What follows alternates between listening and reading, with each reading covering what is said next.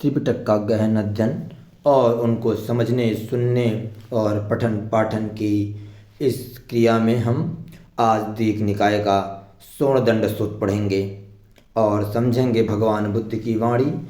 हम अपना त्रिपिटक ही भूल गए हैं, इसीलिए धम्म खतरे में आ गया है। तो चलिए शुरू करते हैं।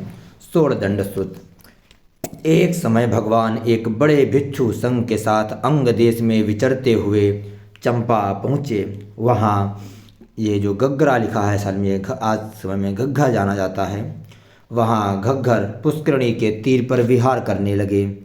उस समय स्वर्ण नाम का ब्राह्मण मगधराज बिंबिसार द्वारा प्रदत्त चंपा का स्वामी होकर रहता था। अन्य ब्राह्मणों के साथ भगवान के दर्शनार्थ जाने का उसका मन हुआ, परंतु कुछ एक ब्राह्मणों ने उसे वहां जाने के लिए हतोत्साहित किया और अनेक प्रकार की युक्तियां देते हुए कहा कि श्रमण गौतम को ही उसके दर्शनार्थ आना चाहिए। इस पर स्वर्ण ने उनकी युक्तियों का खंडन करते हुए भगवान कितने ही अन्य गुणों का बखान करते हुए यह भी कहा कि आर्यशील युक्त, काम राग रहित, महापुरुष के शरीर लक्षणों से युक्त, चारों परिषदों से सम्मानित, अनुपम विद्या और आचरण के कारण यशस्वी और चंपा में आने के कारण हमारे अतिथि हैं।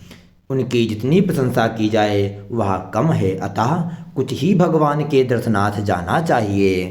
तत्पश्चात वह ब्राह्मण जिनके साथ घग्गरा पुष्करणी गया, वहाँ भगवान ने उससे यह प्रश्न पूछा कि ब्राह्मण लोग कितने अंगों से युक्त पुरुष को ब्राह्मण कहते हैं। इस पर स्वर्ण ने उत्तर दिया कि ब्राह्मण लोग 5 अंगों से युक्त पुरुष को ब्राह्मण कहते हैं। ये अंग हैं वह माता और पिता दोनों ओर से सुजात, 7 पीढ़ियों तक संशुद्ध और जाति के मामले में सर्वदा दोष रहित हो। वह वेद पाठी, मंत्रधर, निकंटु, कैटभ, शिक्षा, अक्षर प्रभेद और इतिहास सहित तीनों वेदों में पारंगत, पदक, व्याकरण तथा लोकायत एवं महापुरुष लक्षणों का जानकार हो, गौरवर्ण, सुंदर एवं दर्शनीय हो, शील में खूब पुष्ट हो, पंडित, मेधावी, यज्ञ दक्षिणा ग्रहण करने वालों में प्रथम या द्वितीय हो। तब भगवान द्वारा यह पूछा गया कि क्या इन 5 अंगों में से किन्हीं अंगों को छोड़ देने पर कोई पुरुष ब्राह्मण कहला सकता है। इस पर स्वर्ण ने एक एक करके वर्ण, मंत्र और जाति को नकारते हुए कहा कि शील और मेघा यानी प्रज्ञा, इन 2 अंकों से युक्त पुरुष को भी ब्राह्मण कह सकते हैं। अपने इस कथन की पुष्टि में उसने अपने भांजे अंग का उदाहरण देते हुए कहा कि वह वर्णवान, मंत्रधर और जाति के मामले में सर्वथा दोष रहित है, परंतु यदि वह हिंसा, चोरी, पर स्त्री गमन, असत्य भाषण और मद्यपान या सभी कुछ करता हो तो ऐसे में वर्ण, मंत्र और जाति का क्या महत्व है। भगवान द्वारा यह पूछे जाने पर कि क्या उपरोक्त 2 अंगों में से किसी एक को छोड़ देने पर भी कोई पुरुष ब्राह्मण कहला सकता है, स्वर्ण ने कहा नहीं। प्रज्ञाशील से प्रचालित और शील प्रज्ञा से, जहाँ शील है वहाँ प्रज्ञा है, जहाँ प्रज्ञा है वहाँ शील है। शीलवान को प्रज्ञा होती है और प्रज्ञावान को शील। शील और प्रज्ञा को संसार में अगुआ बतलाया जाता है। यह ऐसे ही हैं जैसे कोई हाथ में से हाथ धोए और पैर से पैर। भगवान ने इसका अनुमोदन किया, पर यह पूछ लिया कि शील क्या होता है और प्रज्ञा क्या होती है। इस पर स्वर्ण ने कहा, हम तो इतना भर ही जानते हैं, अच्छा हो यदि भगवान ही इस पर प्रकाश डालें। तब भगवान ने कहा, हाँ, कि संसार में जब कभी कोई तथागत उत्पन्न होता है और कोई व्यक्ति उसके द्वारा साक्षात्कार किए गए धर्म के प्रति श्रद्धावान होकर 3 प्रकार के शीलों का पालन करने लगता है, तब वह शील संपन्न हो जाता है।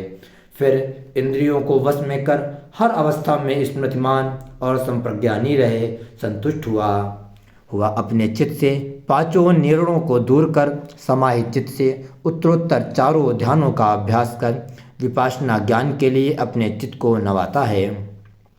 तो यह प्रज्ञा होती है।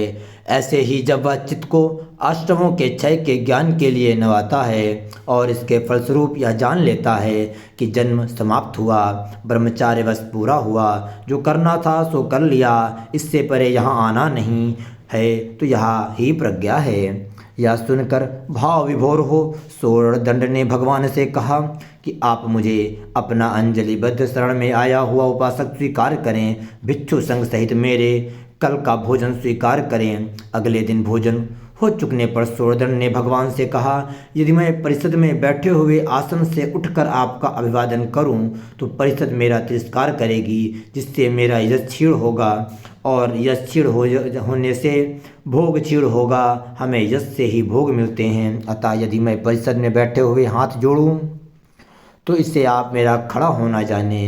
यदि मैं परिषद में बैठा हुआ अपना साफा हटाऊं तो उसे आप मेरा सिर से किया गया अभिवादन माने। ऐसे ही यदि यान में बैठे हुए मैं कोड़ा ऊपर उठाऊं तो उसे आप मेरा यान से उतरना माने, और यदि मैं यान में बैठा हुआ हाथ उठाऊं तो उसे आप मेरा सिर से किया गया अभिवादन स्वीकार करें।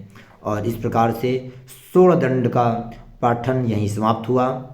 अब हम अन्य वीडियो में उद्दंड सूत्र पढ़ेंगे और उसको समझेंगे। आप सभी महानुभावों से विनती है, आप सभी त्रिपिटक का पठन पाठन कीजिए।